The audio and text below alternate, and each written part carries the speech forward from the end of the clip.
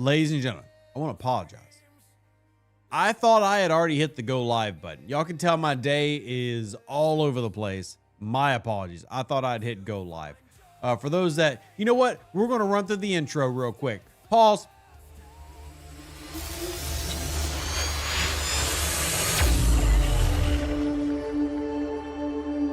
Fancy intro music, yeah! Woo! But yeah, I was talking to myself, Eddie. And by the way, hello, Eddie. Hello, Lord Escaron, Whiskey Bob, Edward, M for His Glory, GT Karad, Injimam, Braindig, etc. Like I said, it's just been a lot going on. My son, for those that don't know, my oldest son is autistic, and sometimes he has episodes and stuff. So it's been a rough night/morning, both for me, for his mother, for him. And he's obviously okay before anybody, asks. He's completely okay. There's nothing wrong with him. But a lot of anger, a lot of destruction. He's down an iPad, so his tablet's now been smashed. So if anybody's got an extra one of those laying around, let me know. But everything's fine, but that's why we're a little bit tardy. So I do apologize for everything going on. And what I wanted to talk about today was to try to get an idea of if there was anything from the roadmap that made people a little bit excited. Like, for example, I've said this, I personally do like the idea, not necessarily the implementation, idea of this. I like the idea of colonies. I think it's a unique idea. I think it can expand to be something truly special if it's used correctly. But I also want to point out negatives. For example, we just had this. Not everybody read it. I made a video on it. This contains 1,800 words. 1,800. That's almost as long as the paragraphs I get from Braindig every day telling me that Star Trek shouldn't have PvP in it. Of all those words, would anybody, and if you know the answer, no cheating, would anybody like to take a guess how many of the words in here talked about quality of life or stability? What would be a percentage of that? Haywire, so good to see you. I'm glad you're excited about dreadnoughts, by the way. I do really have some excitement about some of the ideas here. For those who don't know, Darth Haywire might be the person who gets that ship first. So we got some people saying 3%. One person said 55. That'd be great. One said 2, one said 4. And y'all are honestly pretty close. So out of 1,800 words, 3.7% discussed quality of life and performance improvements. This section buried at the bottom. That is one of my big complaints. I think there's some good ideas here. I do think that this required a lot of bat packing, a lot of handshaking. We did amazing. But the number is 3.7% of the 2026 roadmap focused on quality of life discussion. And if you look at their top 3 points for what they want to focus on in 2026, new content with lasting value, which I will say is a good thing. I do want the content to have lasting value. It's time, and I'm sure Haywire can agree, Ramscoop can agree, G7's here. It's getting really old to say, hey, we beat a hostile, now just go beat it every day for the next indefinite amount of time, and nothing's changed. Nothing's adapted from that, right? Mid-ops experience evolution. They've already been doing that. I think that's good. Alliance-focused gameplay. I think these are good things. But I think you needed to have stability and stuff at the very top. So I was a little bit disappointed how little they discussed things like quality of life, working on performance issues, and hopefully they'll do that more in the future. But at the same time, they actually presented fresh ideas. That's exciting. Planetary on colonies. This was the preliminary kind of like beta screenshot that they presented. And this is something that I'm actually going to try to get an interview with the game designer over this, if Scopely allows, and talk about this a little bit more in depth. I'm excited about the planetary base ideas. Haywire before mentioned dreadnoughts. I think dreadnoughts can be a very unique way to change up how systems work as a mechanic, right? Now, it goes both ways though. Like we talk about dreadnoughts here, dreadnoughts could be as lame as hazards, or they could be as exciting as a true invasion. Think like Species 8472 inside of the Voyager TV show, if you haven't watched it. So there's a lot of ideas here that I would love to see fleshed out and become successful. At the same time, I do think they just need to be more honest, open on the roadmap about other things instead of so much backpatting. You know what I mean? Now, Brandon says their biggest concern with planetary bases, unsurprisingly, are PvP implications. And see, personally, I'm excited. You know why? Because I want to have me a Federation tank, and I want to drive up to Brain Diggs Hospital, and I want to blow it up. But you're right. You know, there are potentials for good and bad here. Like, for example, what if this is literally nothing more than our normal starbase on a planet? And that's it. Like, that's all it does.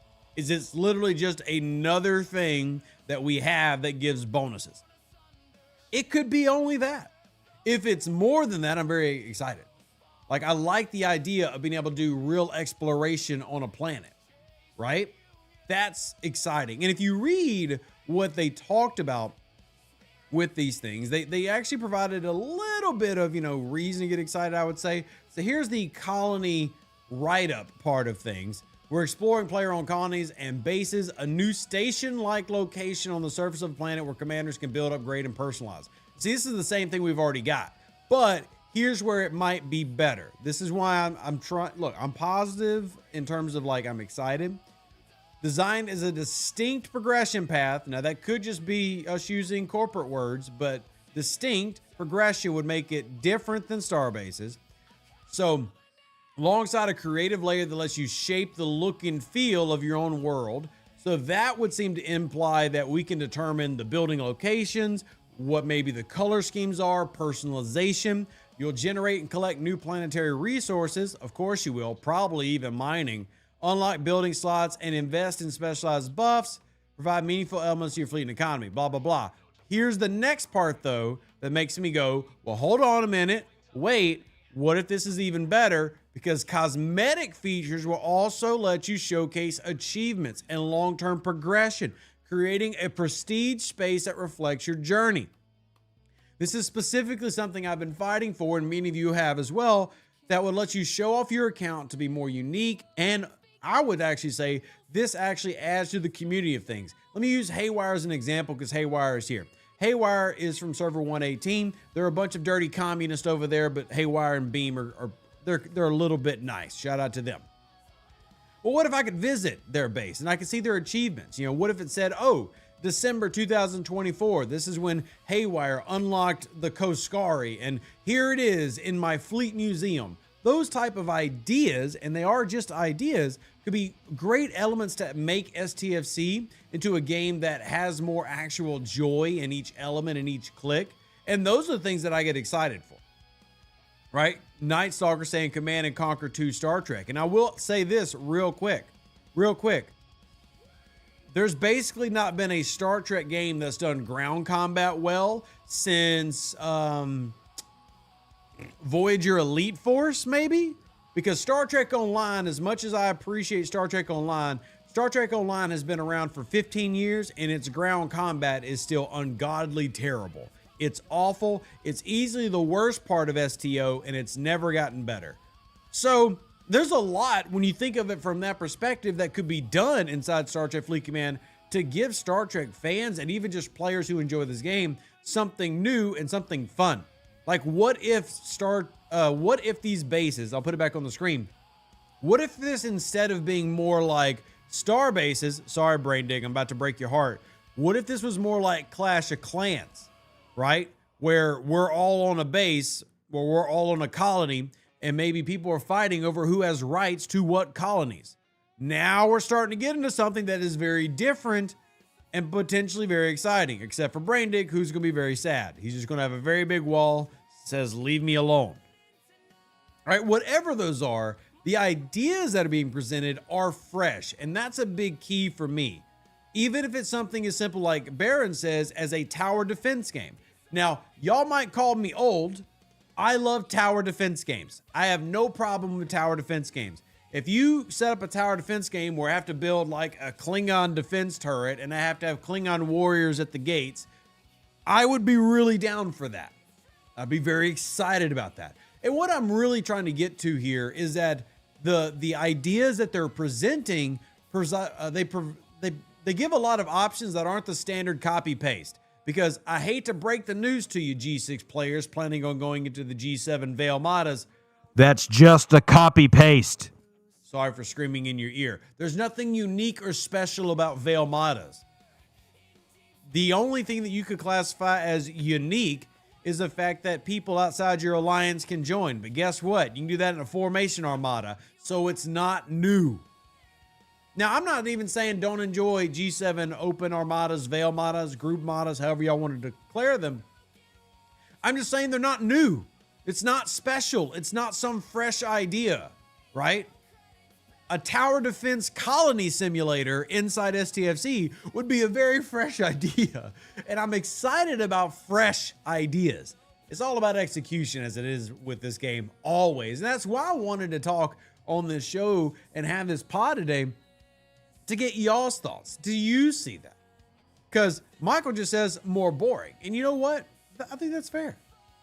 Right? I think that's fair. It is completely reasonable for you to face this and go, I have no confidence it's going to be special. Fair enough. Just sit and wait. See what happens. Nothing wrong with that.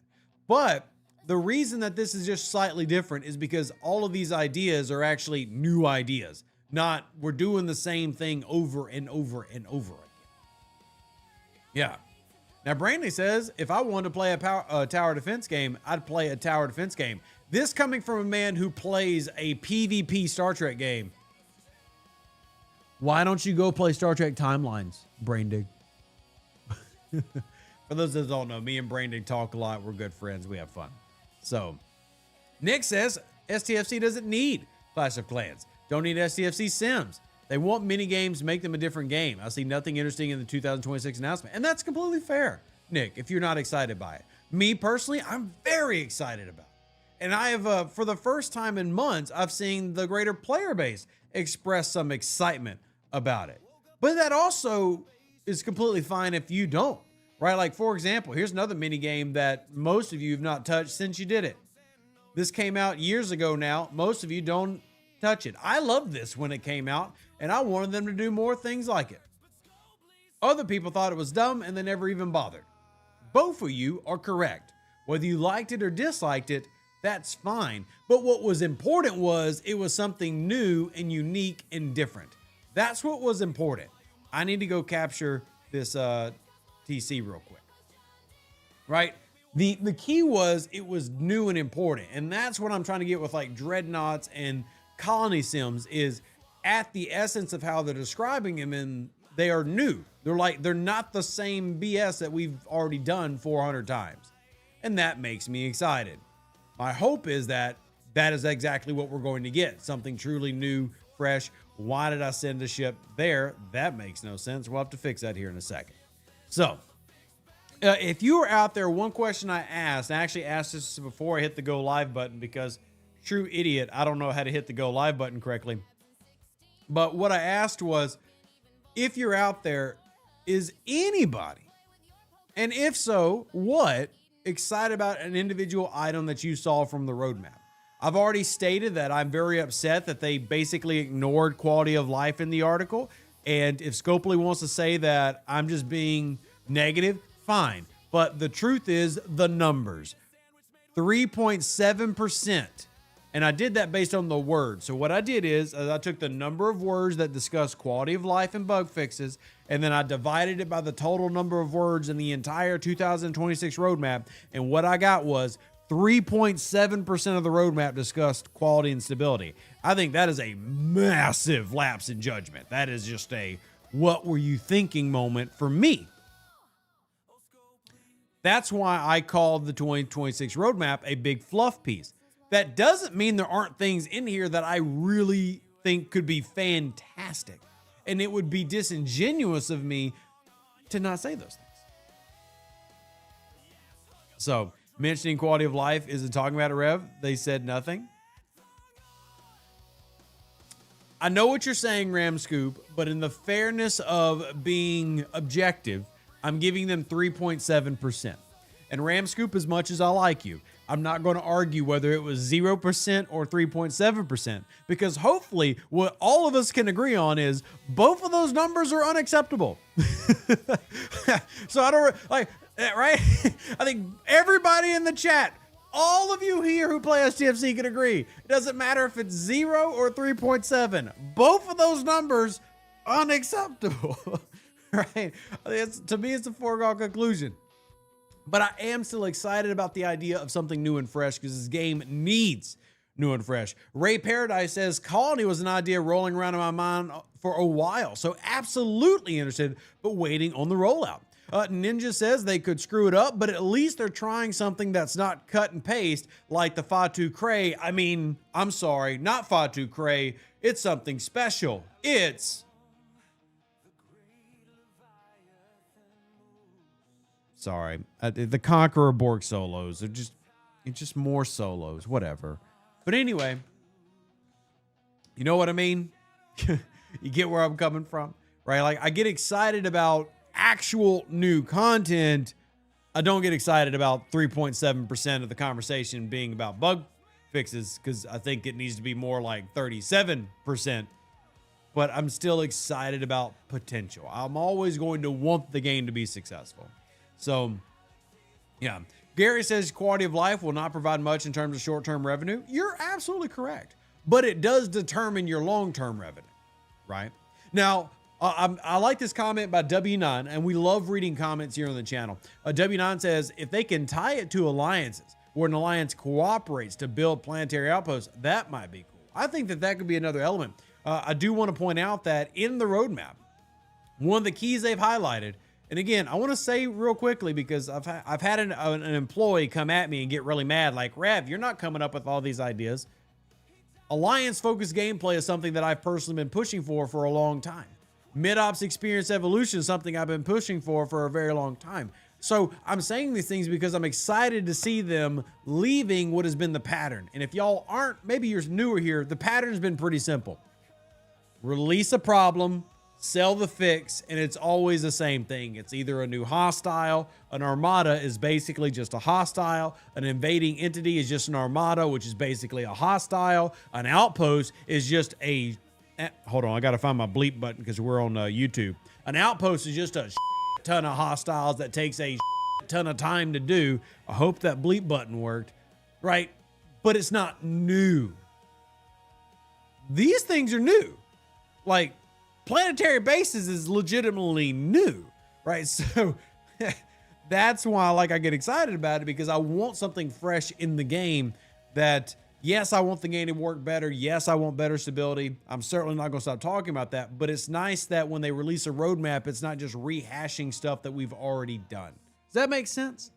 Now, Balthazar says, I'd be okay if an Alliance Planetary Fortress had a PvP element. Starbase 2.0, but actually worth doing. And that's certainly an element they failed at the first time that they could re-explore, that I wouldn't even consider that as like a copy-paste. If they made the Starbase mechanic viable and usable, that would be awesome. Like, I think that would be, I would consider that new content.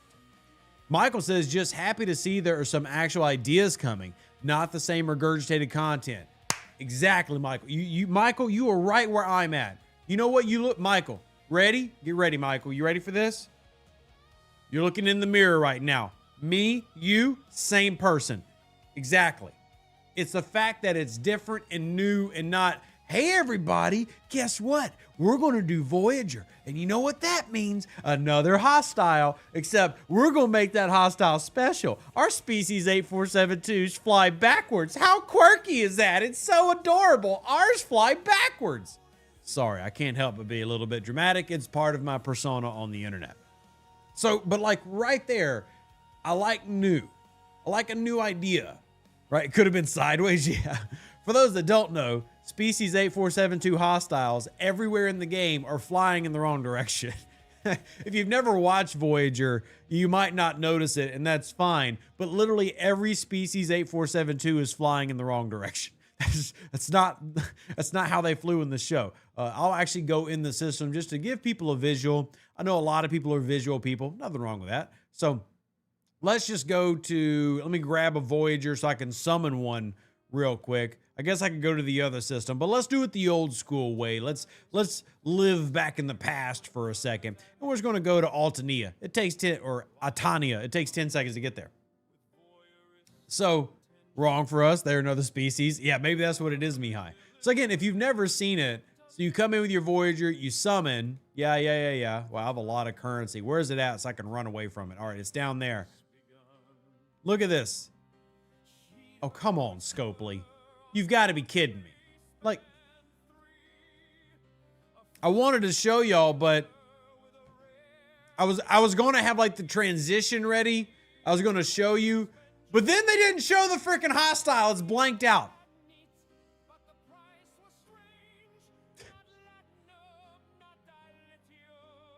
I want to be very clear. I love this game. Like, I'll be very clear. I do truly love this game. But my Atlanta, some of the silliest things. Some of the silliest bugs. I was going to plan the transition. It was going to look real cool. And then, yeah, let's try again. Maybe that was just a bad one. Maybe that was just a broken one. Maybe there's a non-broken one. There we go. Okay, this is flying backwards. Move this over here. Come, move, Voyager. Get chased. That's not how they fly. If you've never watched Voyager, that's not how they do it. This is backwards. So, anyway, all that goofiness aside, I do love the idea of a new mechanic in the game. I think that could bring a lot of fun and excitement and revitalize what has become just a grind. I mean, I know we overuse that term, but it has certainly become that.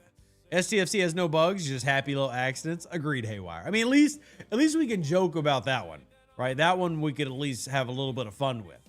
But yeah, that was one of those like quintessential STFC moments where you're going to show something in the game and it's broken. That's just perfect. But all of that, I am really big on trying to influence more alliance-based gameplay. Right? I am really big on wanting to see content that we don't figure out in 1 week and then it's easy peasy lemon squeezy forever. I like, for one example, I'm not sure how many of you are like gamers. And what I would say gamers as in you play more than just mobile games on your phone. Which, by the way, this also got broke during my son's stuff. So that's you notice that nice little bend right there? Yeah, that's not good. But if you just play on your phone, I'm not saying you're not a gamer, but maybe you haven't experienced something like Diablo where you would go into a dungeon and there's layers to the dungeon, there's difficulty and there's scaling difficulty. Those type of things would love to see enter into our little mobile game. And before anybody says, but Rev, it's just a mobile game, Diablo Immortal has that and it's just a mobile game. So I like the idea of new things. New things get me excited. Even if I disagree with some of the ways that they do things, this roadmap has more things that I can get excited about than the 2025 roadmap. Pong? Yes, exactly. We need Pong in game. Yeah. Have you finished Star Trek Voyager Across the Unknown? I've finished it twice. I think that game is good enough that everybody should pick it up and play it. And I may or may not have killed Tuvix several times. Why is USS Dauntless backside in the icon and every other ship in the front? I don't have the answer to that, but I can tell you that too has annoyed me a little bit before, and I went, why are we doing this? So, if that means anything to you, yeah, me too have also gone, why weird, why broken? Doesn't make sense. Real quick, I'm going to put some stuff down, so we're going to get some grinding in while we're talking. So, how many hours to finish it? Well, I don't want to give away the game, Mihai, but there's actually a way to beat Star Trek Voyager Across the Unknown in under 30 minutes. Or it can take you 20 hours. Try it out for yourself. So, yeah, you can beat it in under 30 minutes. For those that don't know what we're talking about, there's a Star Trek game that came out for console and PC called Star Trek Voyager Across the Unknown, where you're reliving the experience of Voyager, but you determine the story. Like, you can change things, do things differently. And you see, I've got 21 hours in. I've beat it a couple times already. Some of our friends, you see, like Viper's been playing it. Several of our friends that y'all would know, like Chrono, have it on their wish list. But it's a fun game. Definitely would recommend checking it out. It's not like STFC, though. It's not a big multiplayer online game. But I did do a video on it if you're curious. Check out my YouTube channel here. I did a video breaking it down, going over it. Here's how it works. So, yeah. Anyway, Am I the only one that thinks that the Dauntless pick looks like a frog with a squished head? I don't know if you're the only one, but thank you for your comment. Thank you for your comment. Did it come out like less than a month ago? It actually just came out 3 weeks ago. 2 or 3 weeks ago. It came out the middle of February. So very, very recently, that Star Trek game just came out. And for those who care, it has very good reviews on the store page. You know, it's got over 2,000 positive. It's got over 2,000 reviews with mostly positive. You know, and for a Star Trek game, that's pretty good. And it came out the 18th, so it's not even a month old. It's $35 American for the base version. If you want the deluxe version, it's $45. You know, check it out. It's literally less than the cost of a Star Trek Fleet Command pack. Like every day of his life, Darth Haywire buys like 3 copies of this game essentially when he logs into STFC. So with that in mind, does it have good replayability? It does, in the instance that you can change your choices. So the type of game it is, Nisha, is it's a game that each choice leads to a different thing. Now, the end of the day, the beginning and the end are the same. The beginning is you're the Voyager, the caretaker grabs you. The end is you beat the game. But how you do it can change. Like, for example, I did a playthrough where I said my Voyager is going to be Borg. And I put Borg everything in that Voyager. And I'll be honest, it was a little bit OP. So, but it's a choose your own adventure game. Exactly. Exactly. Also, Haywire, I hope you don't mind me giving you a little bit of fluff. It's all because I love you.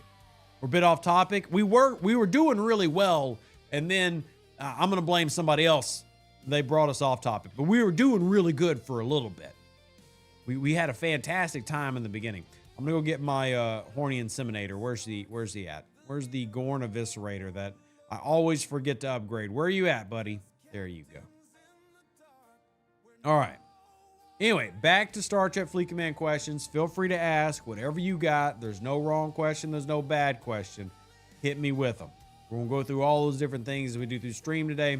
And then I'm going to have family time with my kids and hopefully get my family in a better spot than what we've been last night. And y'all's thoughts, prayers, etc. are very much appreciated. So, yeah, it's always something in this house. 10 crashes since event reset. That sucks, Mark. That's not good. I would tell you this. Put in a ticket. And I know that's a very annoying response. The reason I say that, though, is when you put in a ticket with STFC, what happens is it tracks your device information. So, like, it knows your operating system. I need to go do Transgen. It knows your operating system. It knows what your device is. It knows, your memory levels, all those. So it can at least have specifics to try to work on those. Whenever you have a problem in STFC, I know it's annoying. Put in a ticket. And if it's a PC, put in a ticket. Because there are things that can happen to the PC edition of the game. Maybe you have a registry error that is causing a problem. I've run into that myself before. Either way, we got to put in a ticket.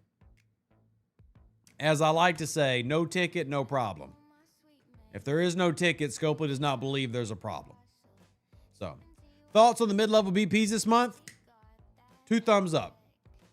There are a couple of levels where, it could be a little bit difficult. Like, hey, maybe this is a little bit rough, but I feel like if there's an area of the game that STFC is doing really well, like far more positive than negative, it's in the mid-ops.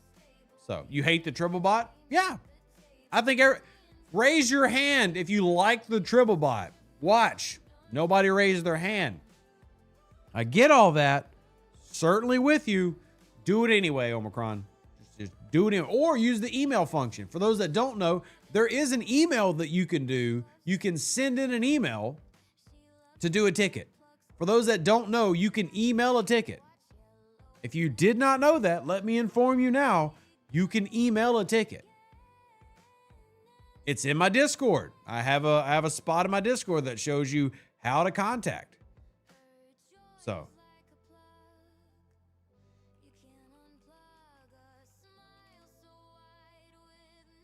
let's see. 1 second. I'm going to go grab the channel so I can show you exactly where it is. So if y'all go into my Discord, here's my Discord. First thing that's going to happen is you're going to hit onboarding. I'm going to see a spammer and I'm going to go ahead and ban that person. Let me see. Yep. They don't share any stuff because I hate when y'all get hit with spam. Then I want y'all to go to rules and help at the top. Make sure you have the Star Trek Fleet Command role right here.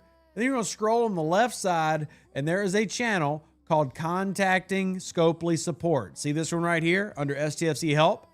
I provide you how to do it in game, how to do it on the web browser, and I'm in the way, I just realized.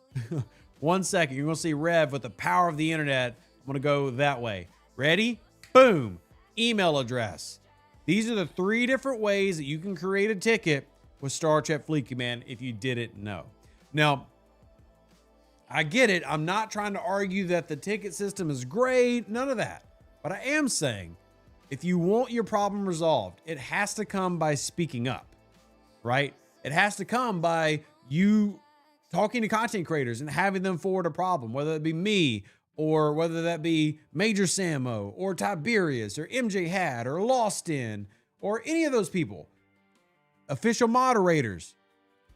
Tickets. Let it be known. Do they have a fax number? I don't have their fax number. So they have a Slack, but if I told y'all how to sneak into that Slack, I'd get into a bunch of trouble. So not going to do that. But anyway, there are ways is what I'm saying. There are ways. Just finished my Selkie. Got a 6-star survey token. What does it do? 6-star survey. First off, user, welcome in. How are you doing? And 6-star survey token. 6-star survey token. 6-star survey token. I'm blanking. Chat's going to have to help me out with that. 6-star survey token. I'm blanking. I'm sorry. I usually have answers, but on that one, I'm going to have to be like, I actually don't know. Because I have a Selkie. And I don't even remember a 6-star survey token. Now, obviously, I remember the actual parts and such for that. But unless you are getting a token to... but this would be a 6-star survey token. But for example, there is a 6-star place where you can mine. There's a survey system that's a token system. If I can find it. Gosh, too much stuff. Yeah, over here, like you have these 6-star survey systems. So Pog says it's just awarded for when you build it. Maybe that is what it is. I'll be honest, I don't remember. But that being an item that they just gave you for building it certainly makes sense. That's certainly a very STFC thing to do. So, yo, what's up, Emperor Hot Dog? How you doing, man? Welcome in. Welcome in, Emperor Hot Dog. I go check my tickets real quick. Give me just a second. Check my tickets real quick. Because I believe I have a Gorn ticket. I either have a Gorn ticket on this account or another account. Which account was the Gorn ticket? Or Separatist. All right. So there was a Gorn ticket, but that was yesterday, so I don't need to worry about it. Never mind. Never mind. And hello, Emperor Hot Dog. Good to see you. Sorry I'm late. Trying them Chrono Formation modders. No worries at all, Rec. And if you need help, feel free to reach out on the Discord. For those of you who are not on the Discord, the best place to go for one-on-one help is there. We have a whole team of volunteers. We have myself. If y'all are not already in the Discord, it's great. Now, if you happen to just not use Discord, I get that. That link should take you to my Facebook page. Let me click it, make sure. Yep. That way, if you don't use Discord, you don't trust it, whatever reason, you can also hit me up on Facebook. Have they fixed the Cons Champion mission issue breaking yet? Nope. Sometimes the Cons Champion mission breaks. When that happens, just put in a ticket. Yep. Right back here, put in a ticket. So, yeah. Yep.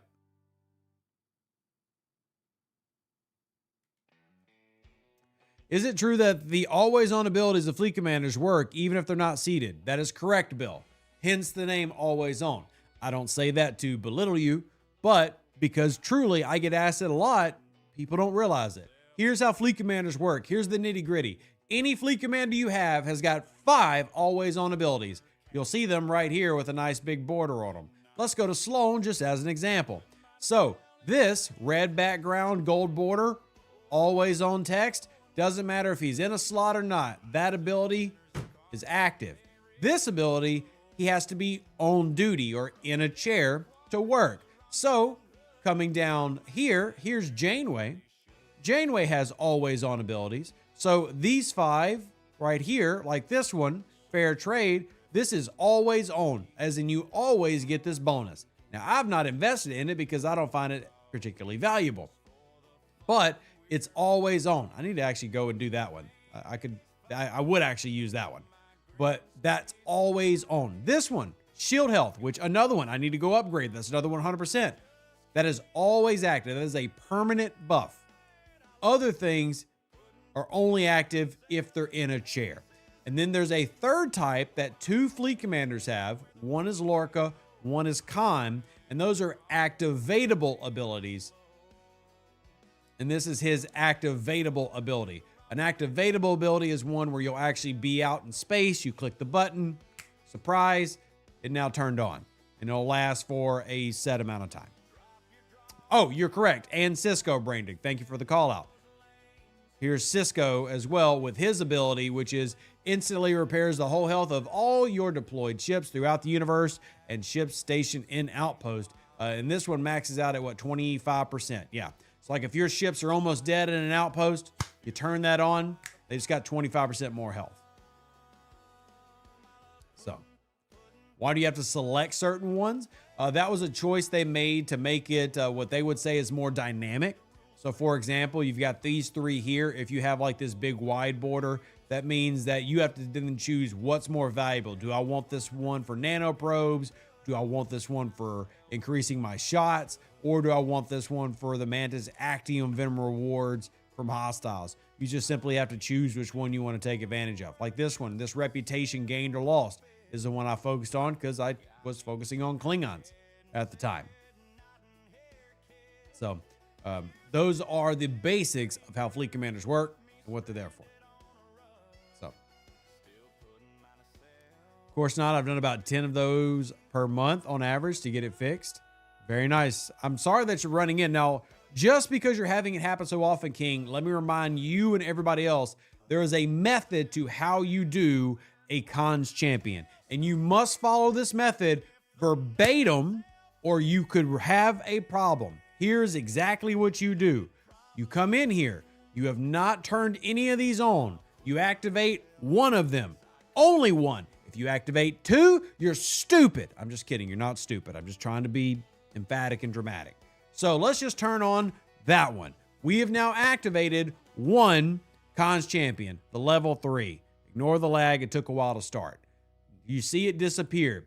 Step 2, go kill it.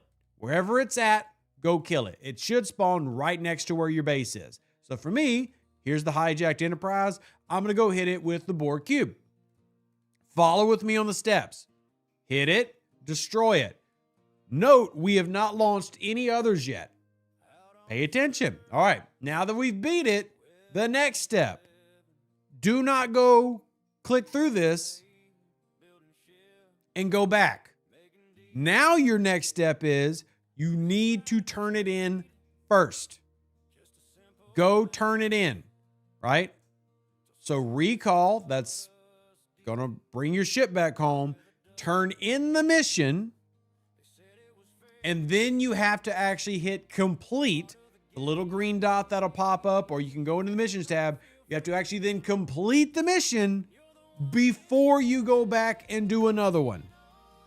This is the method that you must follow to give yourself the least chance possible of it ever breaking. What I find a lot of people do, I'm not saying this happened to you, King. What a lot of people do is they go, well, I'm in a hurry. I'm going to launch this one. I'm going to launch that one. I'm going to hit them. Bam. And as soon as I finish it, I try to go launch another one while I got one running. No. Step by step by step, you have to follow that. If it's still breaking, then the only other logical conclusion is that Scopely specifically hates you. And I can't do anything about that if Scopely specifically hates King Kuko. But that's the method. That's the pattern. That's what you do. right? You just have to follow those steps. And even if you followed all those steps, I'm going to go ahead and give you the bad news. It might still break. It might still break anyway. So when that does happen, then put in a ticket with customer support. And usually they're pretty quick about handling that. Usually. So anyway, there's the method to your badness. Hopefully that helped out. If it didn't, I apologize. But like you, I have had it break before. I've had to go through the process. Usually they're pretty quick about that particular issue, getting it rectified. But when it does break, you just simply have to put it in a ticket with customer support. They will reset the hostile and you'll be good to go. Yeah.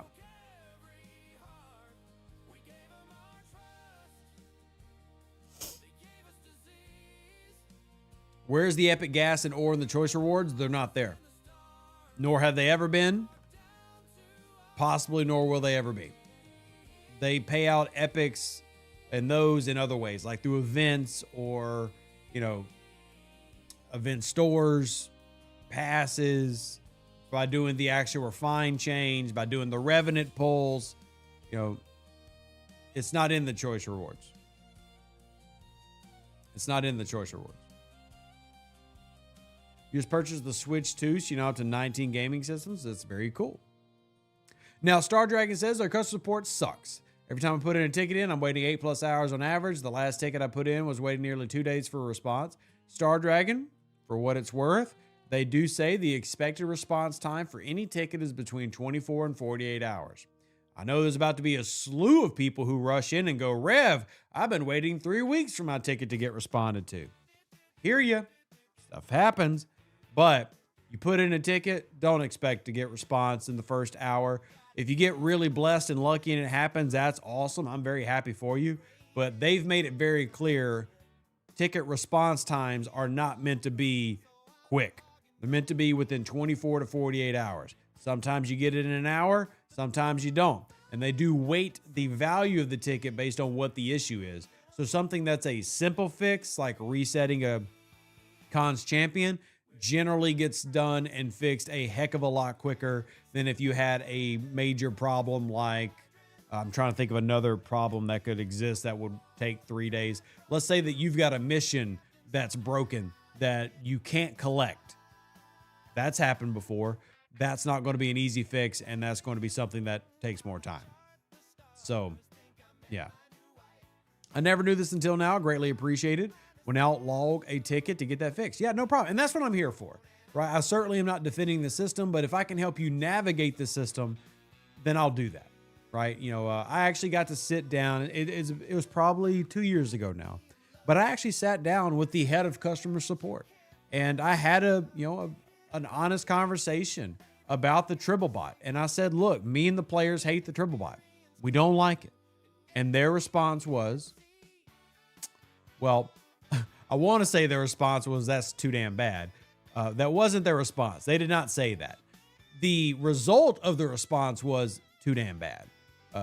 They see the bot as being able to more efficiently handle certain issues, thus requiring less actual man hours to work in customer support.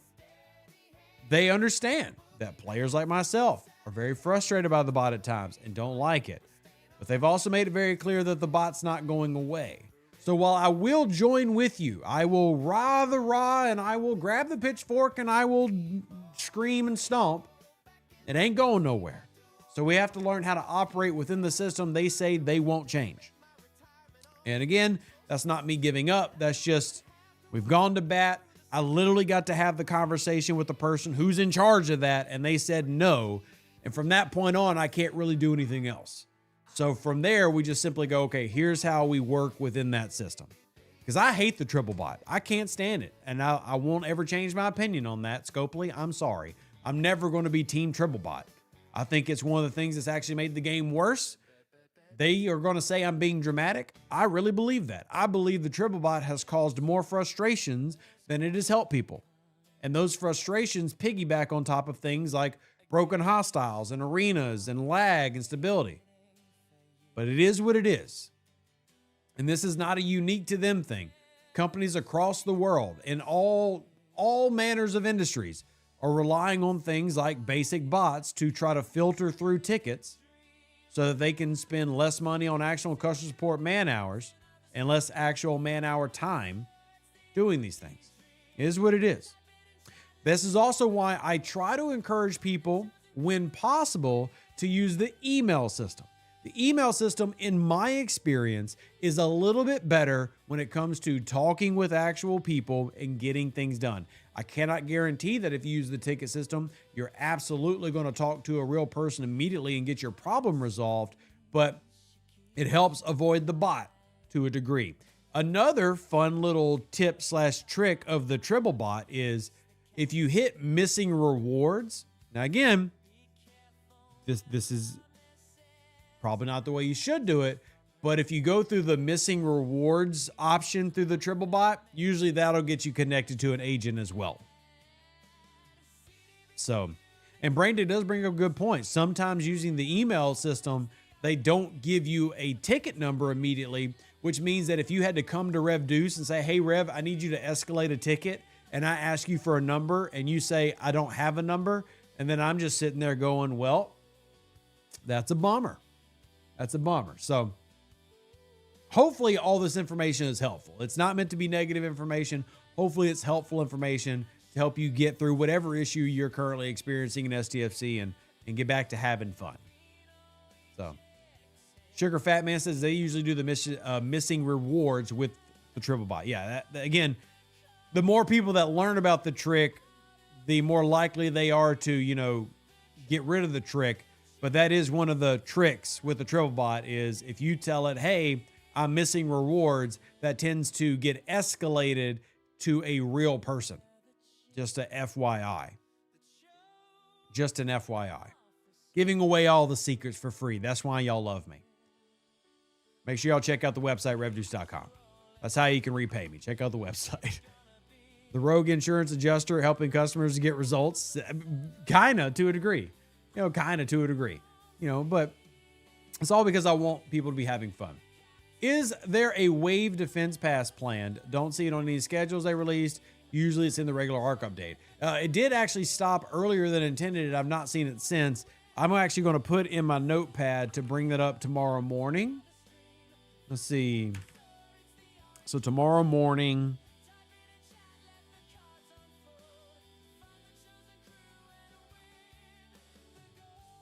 bring up in meeting the Wave Battle Pass. All right, cool. Thank you.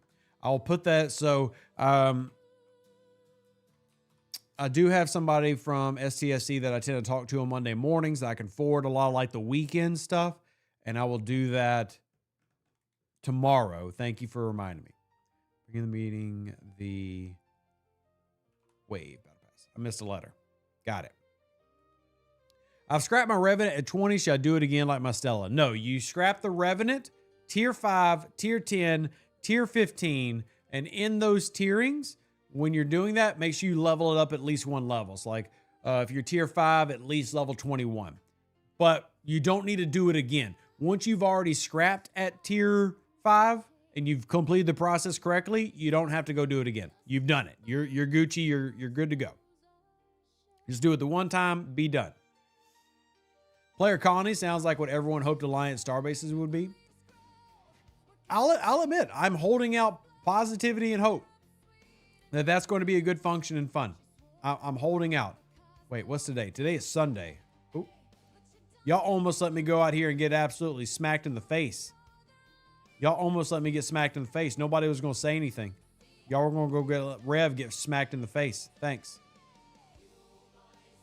Appreciate you.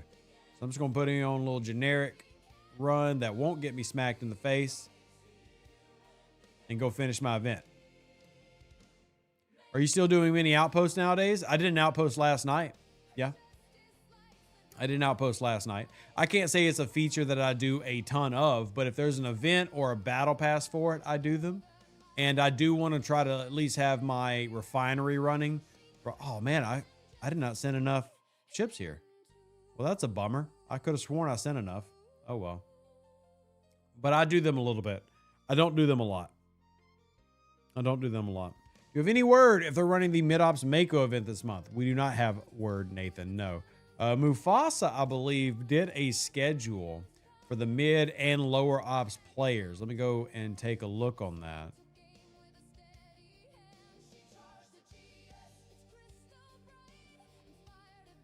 Sorry, I was reading a message from Brain Dig, and I will hit that later. But noted. Don't let me forget about it. Don't let me forget about it.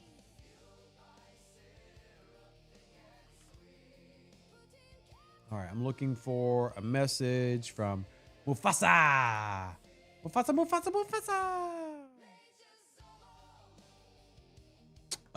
He did not do one for the lower level. Let me see. Calendar.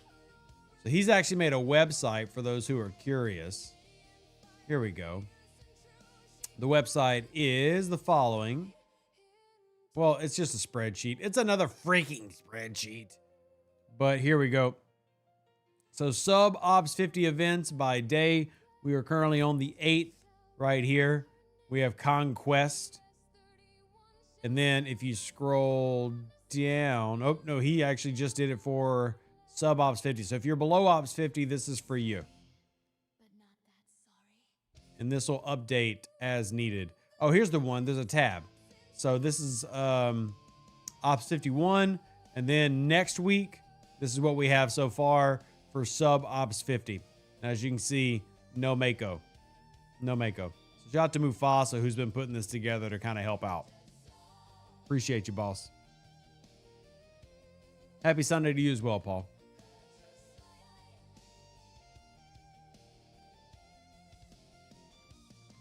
I would like an account review. If not done by you here, then possibly by your group of Discord. How can I make that happen? Well, if you need help, you can just ask any of the volunteers in my Discord, which is right here. If you're asking me for like a one-on-one, here's what I tell people, right? If you want a one-on-one where I sit down with you and we get on video chat, all I ask is that you donate to me and my family. I don't have a set amount. I'm not like charging you $200 for it. But if you are going to ask me to take time away from my family, I do ask that you donate, but we can sit down, do a video call, talk about your account. And that's for anybody out there. If you're level 73 or 43, whatever, and you want that, that's available. I don't push it because I don't want people to feel like I'm like withholding information. If you send me a message, I'll answer your message. But if you want a one-on-one where we just sit down with your account and we spend an hour going through all the different things that maybe you should focus on, all I ask is that you donate to the account. If you have a specific question, though, for anybody listening, just shoot the question and I'll answer it. I'm only specifically saying if you want an account review, which will take time, and I have to sit down and we're going to go and get on video chat, I just ask that you donate to my family. That's all I ask.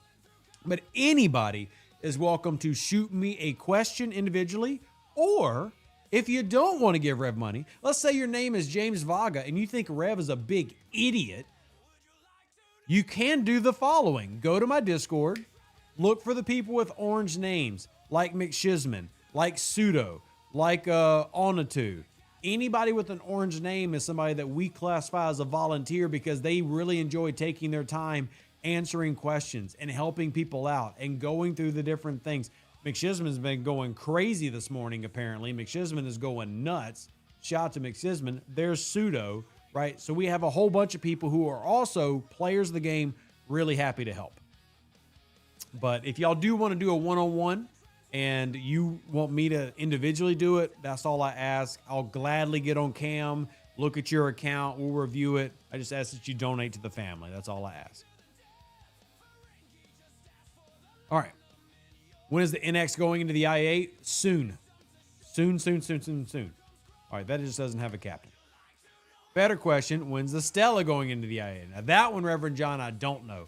I would like that to also be soon, but I don't know the answer on the Stella. So, how much, Rev, for a one-on-one? Well, like I said, I don't really set a price. I mean, it's going to sound weird because obviously I'm a content creator. It's what I do for a living. But to use the term the kids use, I feel icky, like just saying a price. But I'll tell you this. Most people donate between $50 and $150 for an hour of my time. That's what most people tend to do. If that's not you, that's completely fine.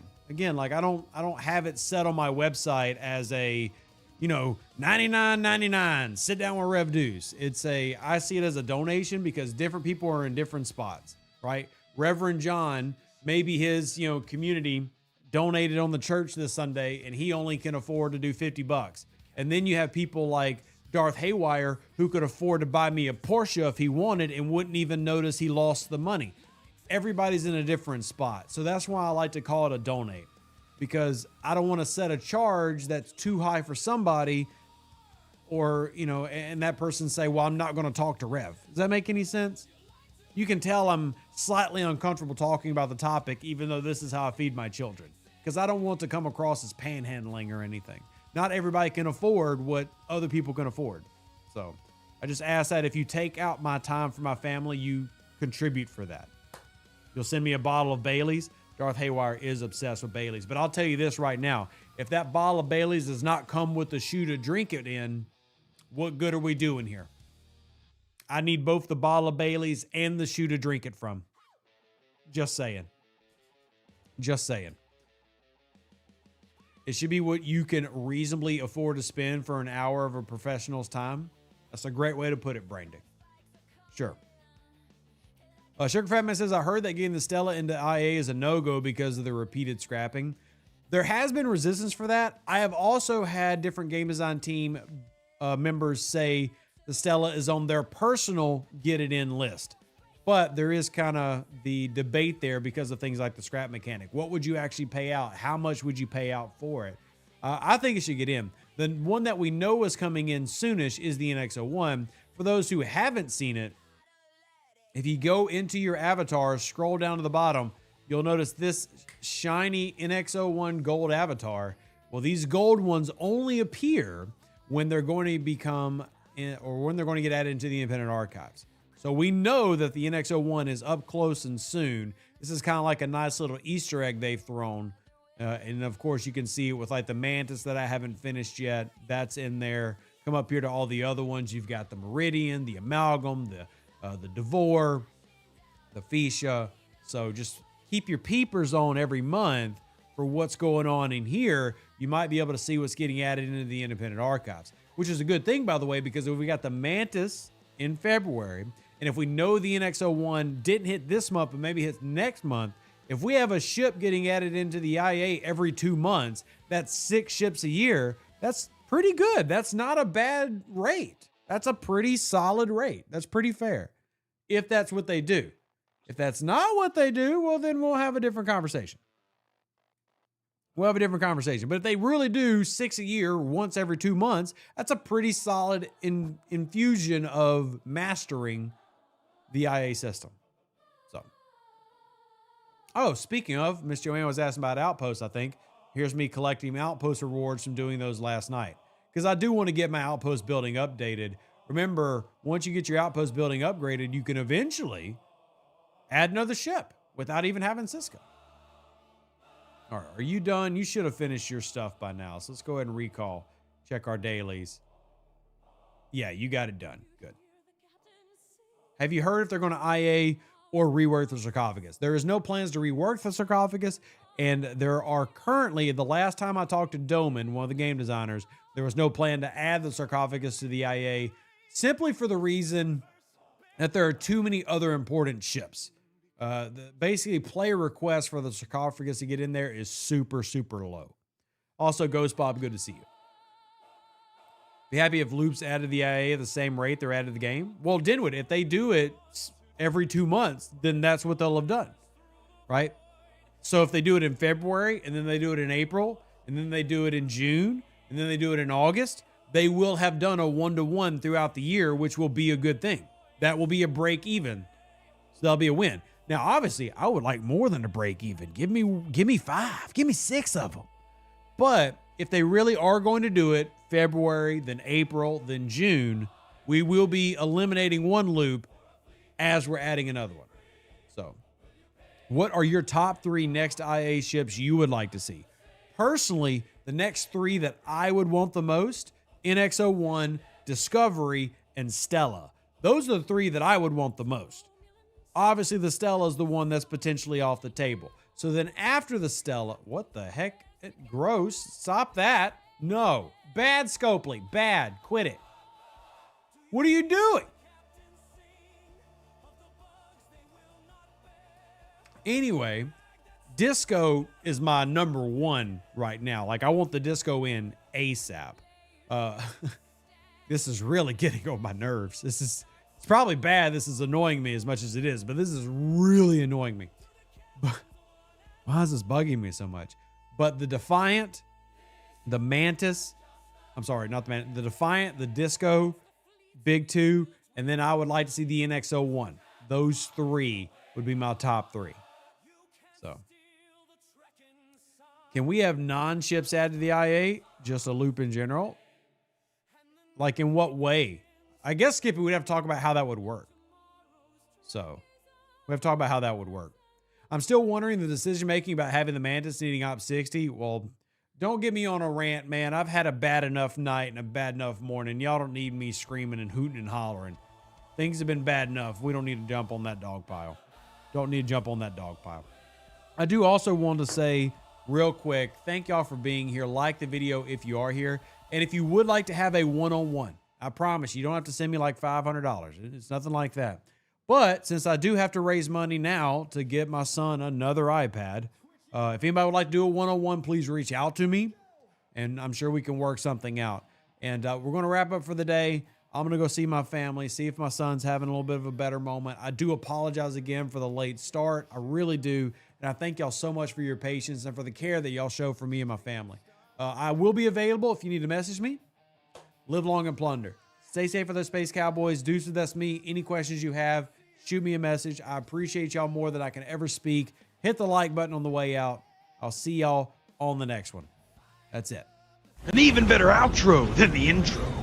For the Empire and glory to your house.